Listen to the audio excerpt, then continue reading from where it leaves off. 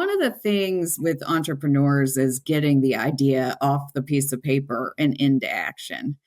So take us to that basement. You've got this great idea. You know you're going to kill it in regards to a pain point. Get rid of the masking tape, get rid of the permanent markers, make something a lot more safe all the way around, right?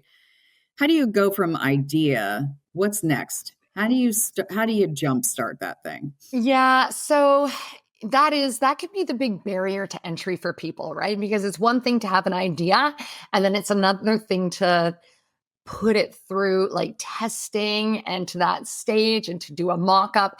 And that's really what we did. So we knew what we wanted to create. Then it was a matter of finding the material that would do what we wanted it to do. And we actually didn't think it was going to be that hard.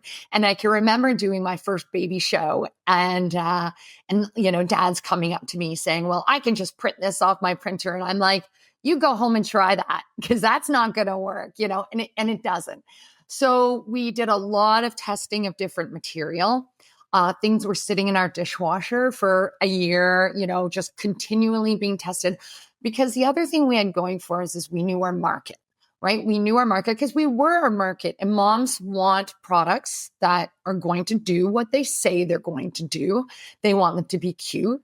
They had to be durable. They had to be dishwasher safe. They had to be microwave safe. Otherwise, just keep using the masking tape, which wasn't cutting it. So it was just a lot of testing until we found a material that would do the job. And of course, we had to think outside the box because the material that we ended up using was used for something entirely different. But that's what entrepreneurs do, right? You just have to have a bit of grit. You have to have a little appetite for risk, and you have to just kind of go for it and try it. Now, the other challenge often when you're bringing a new product to market is that you have to actually educate the market that they need your product. But luckily for us, it wasn't really a tough sale because people would see our labels out in the wild and say, what is that? Like moms sitting at the side of the soccer field were talking about Mabel's labels. You do a daycare drop off and somebody sees a water bottle or a sippy cup with a child's name on it and being like, what is that thing, right? So parents understood the product. So we felt like we had a little bit of ease about educating the market because they figured it out pretty quickly that they needed it. And that, I think, really contributed to that early growth that we had. And you have to remember too, right? Like this is 22 years ago. So we had other challenges. There was no social media, right? So for a startup, that was like, how are we going to let the moms know about this? We can't afford an ad in Parenting Magazine. Back in the day, that was a lot of money, but we did rely heavily on word of mouth.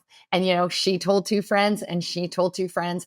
And that really, really worked for us. And then, of course, once social media hit, moms were like really owning that space. And so, the mom bloggers were out and they were talking about us and moms were owning Facebook. So then word of mom really, really worked to our benefit because social media became a vehicle for word of mouth, which is the best way for moms to hear about Yeah. products.